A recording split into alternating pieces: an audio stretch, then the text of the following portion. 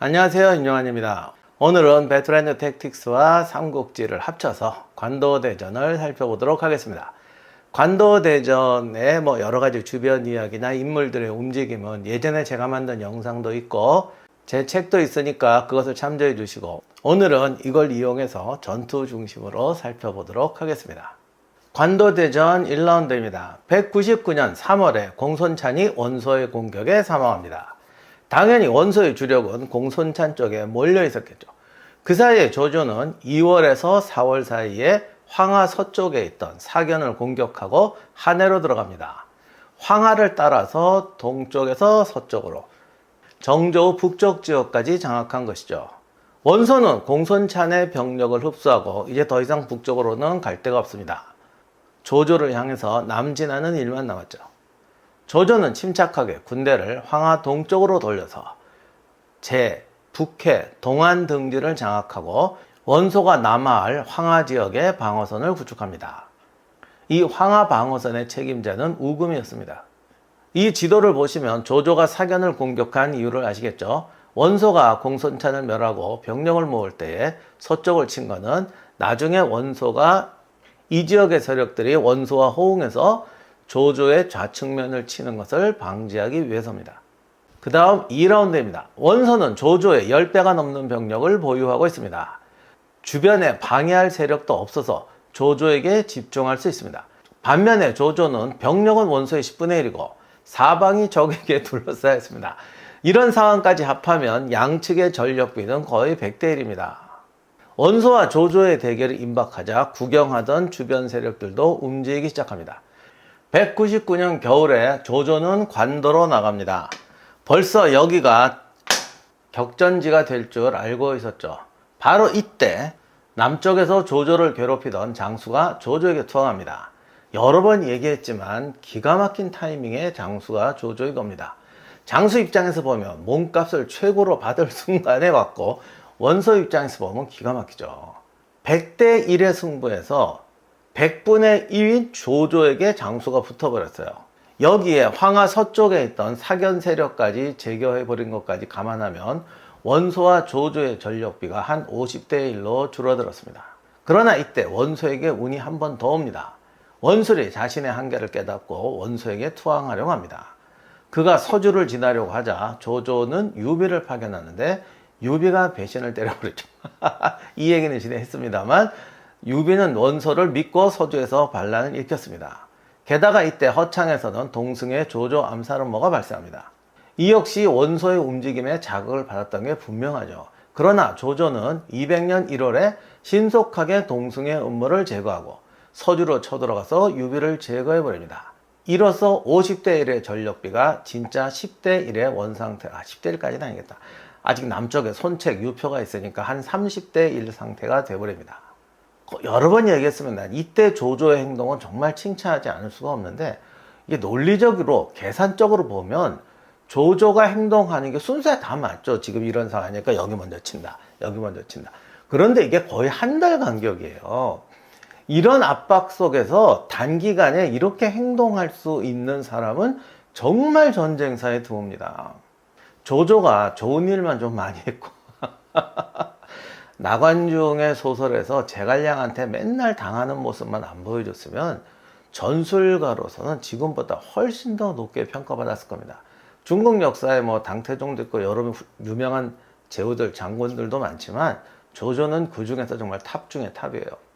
여기까지는 앞에도 조금씩 말씀을 드렸고, 이제 본격적인 3라운드로 들어가겠습니다. 소설에서는 원소의 병력을 70만이라고 했지만 10만의 기병이 1만 명이었습니다. 이 기병 1만도 10만 플러스 1일, 즉 11만인지 10만 속에 기병이 1만인지는 조금 명확하지 않은데 10만 속에 1만인 것 같아요. 아무튼 기병 1만에 보병 10만에서 9만, 이것이 원소의 병력입니다. 조조는 약 1만이었습니다. 원소는 곽도, 순우경, 알량을 보내서 태수 유연이 지키고 있던 백마를 공격합니다. 짜잔.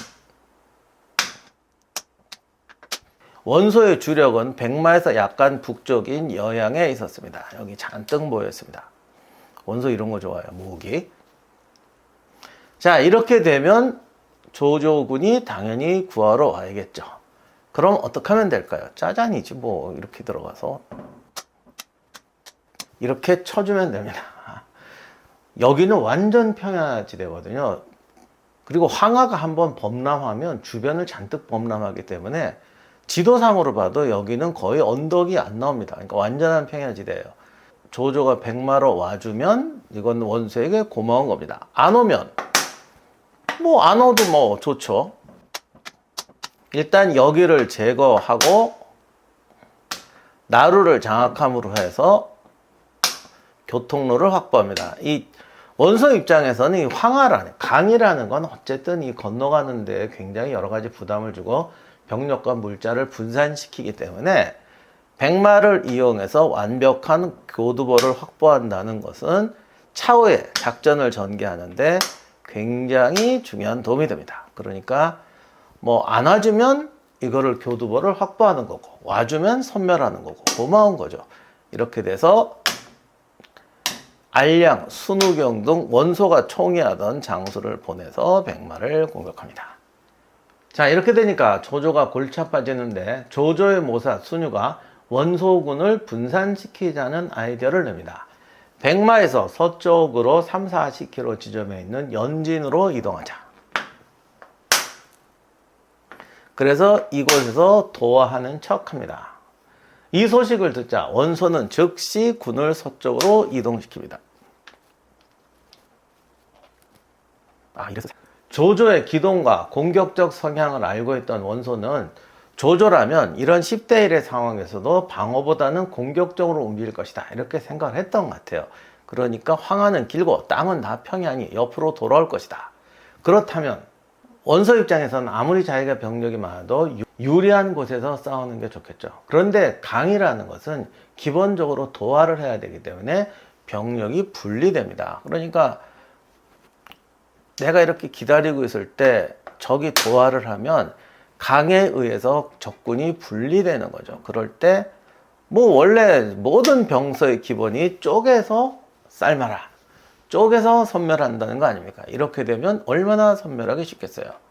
그러면 얘는 도망갈 거고 그때 추적해도 뭐 병력이야 차고 넘치니까 뭐 이렇게 하면 깨끗하게 섬멸할 수 있다.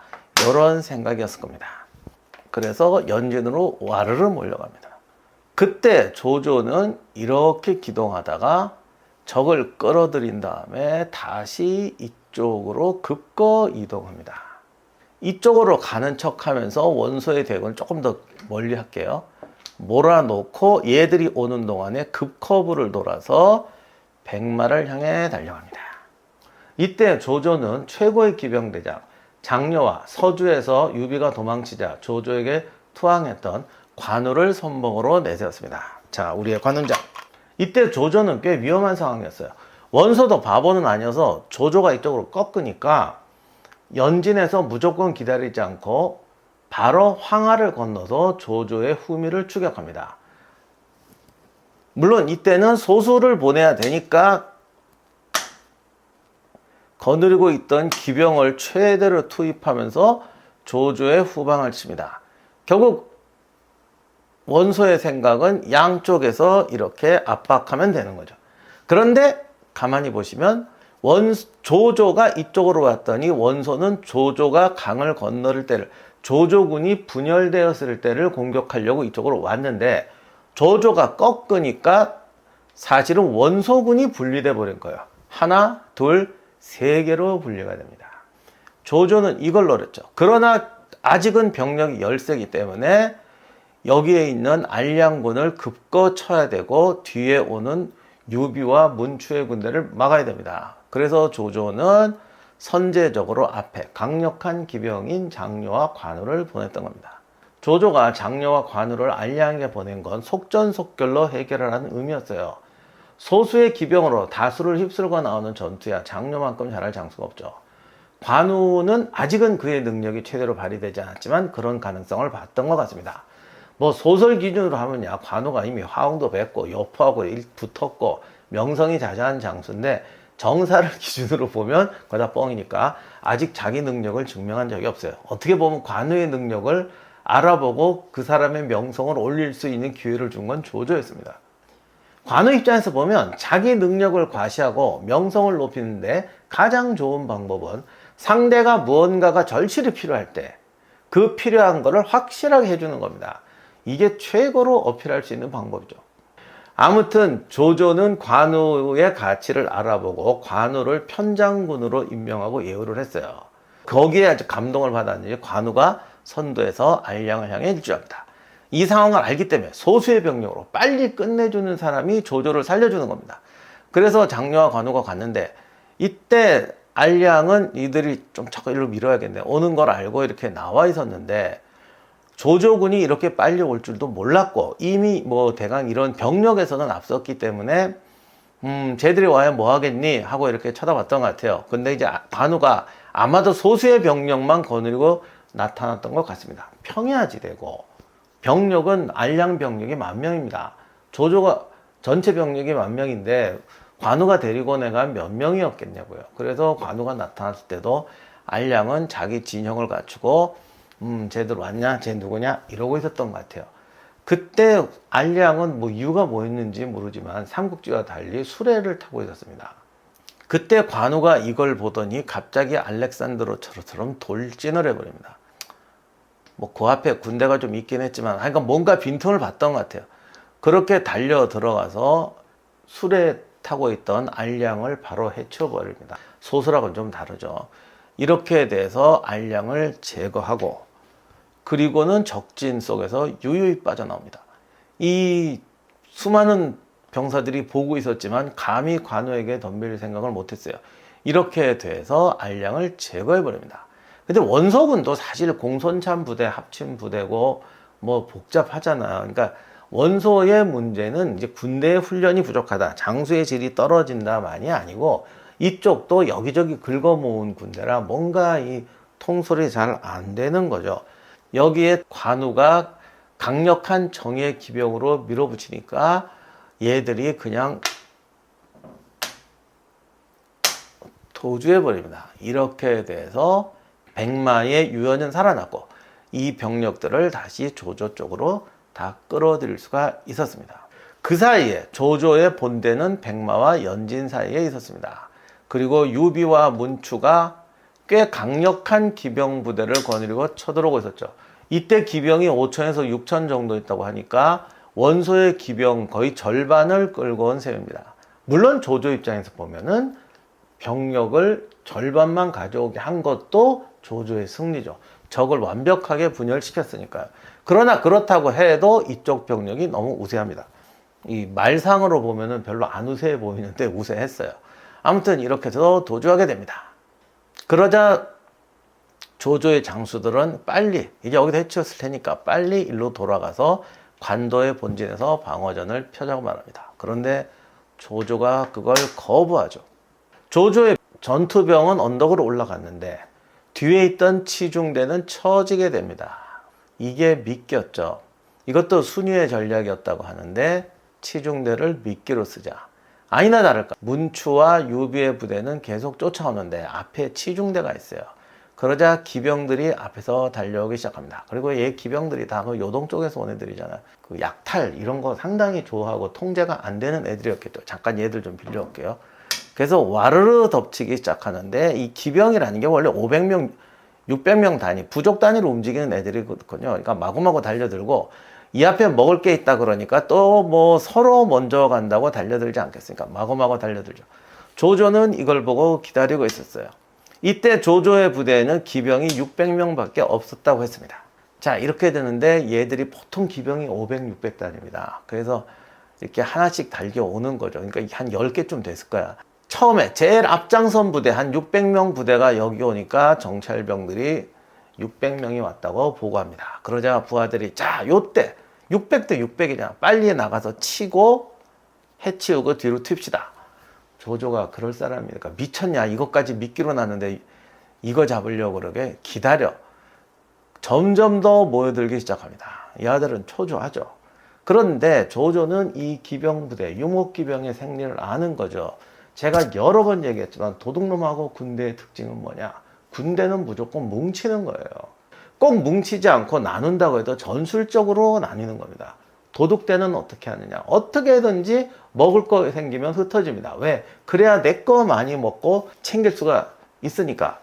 얘들이 각계로 흩어지면서 자기가 먹으려고 나눠지기 시작합니다. 물론 얘들도 좀 여러 가지로 흩어졌겠죠. 그것을 보는 순간 조조가 총공격을 명령합니다. 물론 전제가 나가는 게 아니라 기병이 돌격하죠. 이렇게 돼서 여기를 치는데 누구를 치느냐? 당연히 문추가 있던 본대를 칩니다. 이 대장을 여기다 둬야겠다. 문추를 공격합니다. 그리고 문추를 날려버리죠. 이렇게 되니까 겨우 600의 부대로 얘들을 쓸어버리고 대장을 잃어버린 애들은 도주하기 시작합니다. 유비도 뭐 보니까 안 될 것 같으니까 튀어버립니다. 이렇게 돼서 얘들을 쓸어버리고 원소의 부장이었던 문추를 제거합니다. 소설에서는 문추가 알량보다 더 센 사람으로 나오는데 정사에 보면은 알량이 대장군이고 문추가 부장이었다고 그랬습니다. 그러니까 알량이 급이 높은 장수고 문추는 특화된 기병대장 같은 수준이었던 것 같은데 어쨌든 이렇게 뭉쳐 있었으면 알량 술에 타고 있고 옆에서 문추가 엄호하고 뭐 이렇게 됐을 텐데 그러니까 유비식으로 말하면 관우와 조자룡인데 이 관우와 조자룡이 원소의 관우와 조자룡이 한꺼번에 날아가 버린 거죠. 이렇게 돼서 비록 작은 승리 같았지만 사실은 알량과 문추라는 원소가 가장 신뢰하는 메인 팀을 잃어버리게 됩니다. 이렇게 돼서 사실 병력 손실보다도 원소의 두 장수를 날려버려서 원소가 주도적으로 움직일 수 있는 가장 신뢰할 수 있는 지부를 해치워버립니다. 이게 2라운드에서 조조가 거둔 최고의 성과죠. 자, 이제 4라운드로 가보겠습니다.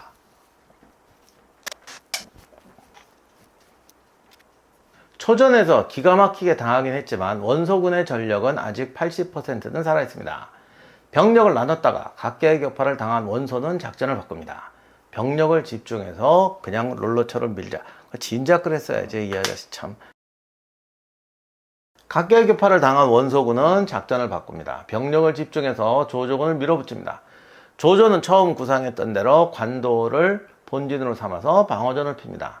이게 아래쪽엔 허창이 있고 왼쪽에는 정조우가 있고 오른쪽에는 샹프라는 곳이 있습니다. 여기 중간 지점인데 사실은 요 뒤로 요렇게 굉장히 꾸불꾸불한 작은 하천이 있습니다. 어떻게 보면 배수진을 친 건데요. 이때는 배수진을 쳤다는 의미보다는 원소의 대군이 포위하지 못하게 하는, 왜냐하면 뒤에서 강이 이렇게 작은 하천이 막아주니까 이게 없다면 원소군이 그야말로 평이하니까 완전히 뺑돌로 살 수가 있잖아요. 그런데 이렇게 그것도 강이 그냥 있는 것도 아니고 이렇게 하천이 꾸불꾸불하고 있기 때문에 한 3면 정도의 포위 압박밖에 할 수 없는 이런 상황을 만들어 놓습니다.